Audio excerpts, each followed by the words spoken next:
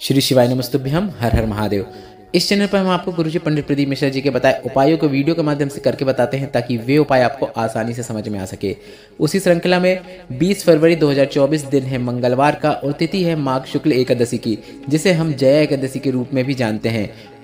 और गुरुजी पंडित प्रदीप मिश्रा जी के बताए जया एकादशी के दिन किए जाने वाले 3 विशेष महाउपायों को हमने कल एक वीडियो के माध्यम से आपको करके बताए हैं। सभी उपाय हमने वीडियो के माध्यम से करके बताए हैं। आप उस वीडियो का फोटो अभी स्क्रीन में देख सकते हैं। अगर आपने वह वीडियो अभी नहीं देखा है तो अभी आप वह वीडियो हमारे चैनल पर जाकर देख सकते हैं। आपको हमारे चैनल पर रिसेंट वीडियो में वह वीडियो देखने को मिल जाएगा। इस वीडियो में भी हम आपको 20 फरवरी जया एकादशी के दिन किए जाने वाले 3 विशेष उपायों की जानकारी दे रहे हैं। सभी उपाय सरल और आसान हैं, काफ़ी अच्छे तरीके से आप कर सकते हैं। बस आपको ध्यान से सुनना है कि उपाय कैसे करना है। आप चाहो तो तीनों में से कोई एक उपाय भी कर सकते हैं या फिर अपनी आवश्यकता के अनुसार आप एक से अधिक उपाय भी कर सकते हैं। पर एक बात तो तय है, इस जया एकादशी में 20 फरवरी 2024 में अगर गुरुजी पंडित प्रदीप मिश्रा जी का बताया अगर आपने एक उपाय भी कर दिया तो आपको इस जया एकादशी का अधिक से अधिक लाभ प्राप्त होने वाला है। बढ़ते हैं पहले विशेष उपाय की ओर। गुरुजी ने कहा अगर आपके घर में पैसा नहीं आ रहा है, घर में पैसों की बहुत कमी रहती है, बहुत गरीबी चल रही हो, तो आपको अपना जो कर्म करते हैं वह तो करते ही रहना है, पर इसके साथ आपको भोलेनाथ पर विश्वास रखते हुए काफ़ी अच्छा और आसान उपाय करना है। आपको थोड़ी सी शक्कर लेना है और थोड़ी सी शक्कर लेने के बाद आपको बेलपत्र के वृक्ष के नीचे जाकर उस शक्कर को छोड़ देना है। बेलपत्र के वृक्ष के नीचे जो जड़ होती है उसके पास आपने जो एक मुट्ठी या एक चम्मच जितनी भी आपने शक्कर लाई है उस शक्कर को आपको बेलपत्र के वृक्ष के नीचे जड़ के पास श्री शिवाय नमस्तुभ्यम या फिर नमः शिवाय या फिर ओम नमः शिवाय बोलते हुए अर्पित कर देना है। शक्कर अर्पित करने के बाद आपको एक कलश जल इस बेलपत्र के वृक्ष के नीचे अर्पित कर देना है। जहाँ पर आपने शक्कर अर्पित की है वहीं पर आपको जल भी अर्पित कर देना है। जल अर्पित करते समय भी आप श्री शिवाय नमस्तुभ्यम या फिर नमः शिवाय या फिर ओम नमः शिवाय बोल सकते हैं। बस इतना ही करना होता है। गुरुजी का बताया यह शक्कर और एक कलश जल वाला उपाय आप 3 से 4 एकादशी करके देखिएगा। आपको जितनी भी पैसों की तंगी चल रही है उसमें आपको कमी देखने को मिलेगी। घर में पैसा रुकेगा, घर में पैसे की आवक बढ़ेगी, पैसों की कमी जल्द ही दूर हो जाएगी और आपके जीवन में खुशियां देखने को मिलेगी। काफ़ी सरल और आसान उपाय है जिसे आप इस एकादशी से करना शुरू कर सकते हैं। बढ़ते हैं दूसरे विशेष उपाय की ओर। गुरुजी ने कहा अगर आपने बहुत सारे उपाय कर लिए पर कुछ नहीं हो रहा है, कोई उपाय आपके लिए कार्य नहीं कर रहा है, तो आपको अपनी परेशानी नंदी भगवान को बताना है। नंदी भगवान को आपको प्रसन्न करना है। अब नंदी भगवान को प्रसन्न करने से संबंधित एक विशेष उपाय की जानकारी गुरुजी ने दी है जो कि इस प्रकार है। गुरुजी ने कहा है क्योंकि भोलेनाथ को नंदी अत्यंत प्रिय है और नंदी भगवान अगर आपकी बात भोलेनाथ से कहेंगे तो आपकी जो परेशानियां हैं वह निश्चित दूर हो जाएंगी। जो कामनाएं हैं जो भोलेनाथ भी नहीं सुन रहे हैं वह भोलेनाथ अवश्य सुनते हैं। बस इस विशेष उपाय को आपको ध्यान से सुनना है। आपको बस इतना करना है, शिव मंदिर में शिवलिंग के पास जहाँ पर नंदी विराजमान होते हैं, नंदी बैठे होते हैं, वहाँ पर जाकर उनके कान में आपको अपनी व्यथा बोल देना है। पर नंदी के कानों में आप अपनी व्यथा बोलने के लिए गुरुजी का बताया एक विशेष मंत्र का उपयोग करें। गुरुजी ने कहा आप जब भी नंदी के कान में कुछ बोलना चाहते हैं तो वह बोलने से पहले आपको ओम बोलना है।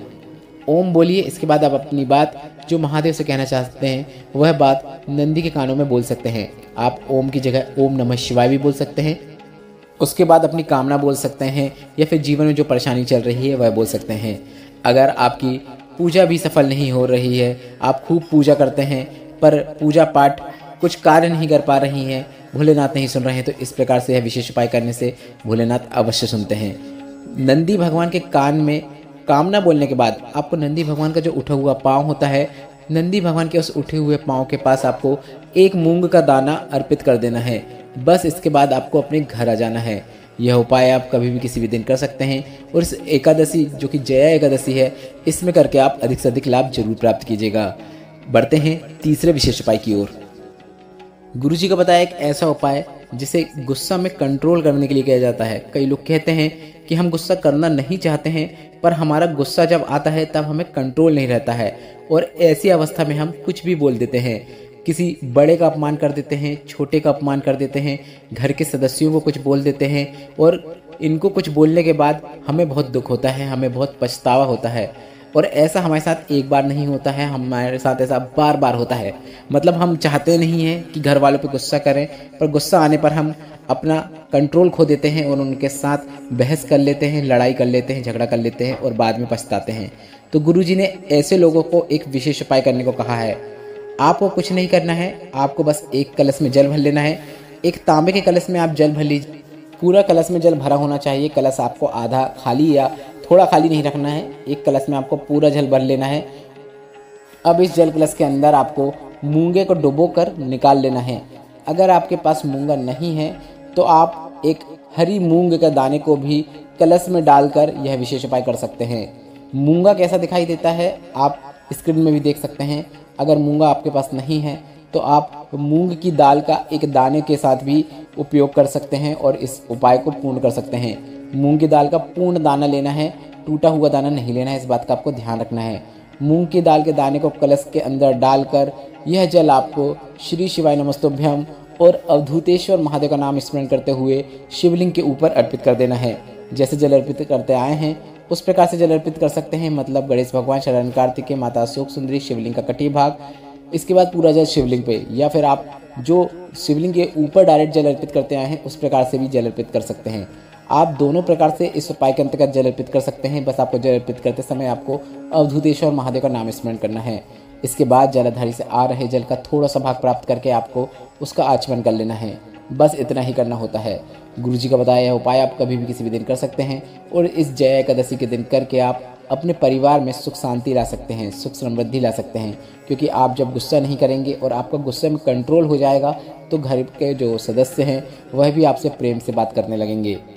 अभी हाल ही में पूर्ण हुई शिव महापुराण कथा में गुरुजी ने एक भोलेनाथ का दर्शन प्राप्त करने वाला विशेष उपाय की जानकारी दी है। गुरुजी ने कहा, अगर भोलेनाथ आपकी बात नहीं सुन रहे हैं, कई समय हो गया है, लंबा समय हो गया है पूजन करते करते, पर आपकी मनोकामना पूरी नहीं हो रही है, तो आपको शिवलिंग पर विशेष तरीके से जल अर्पित करना है।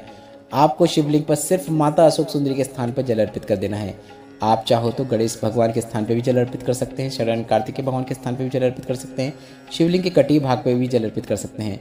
पर गुरुजी ने कहा है आपको शिवलिंग के ऊपर जल अर्पित नहीं करना है। ऐसा आपको लगातार कितने दिन करना है? ऐसा आपको लगातार 15 दिनों तक करना है। बस आपको शिवालय में जाकर गणेश भगवान, कार्तिकेय भगवान, माता पार्वती या फिर माता अशोक सुंदरी, इनके स्थान पर जल अर्पित करना है। शिवलिंग के ऊपर जल अर्पित नहीं करना है।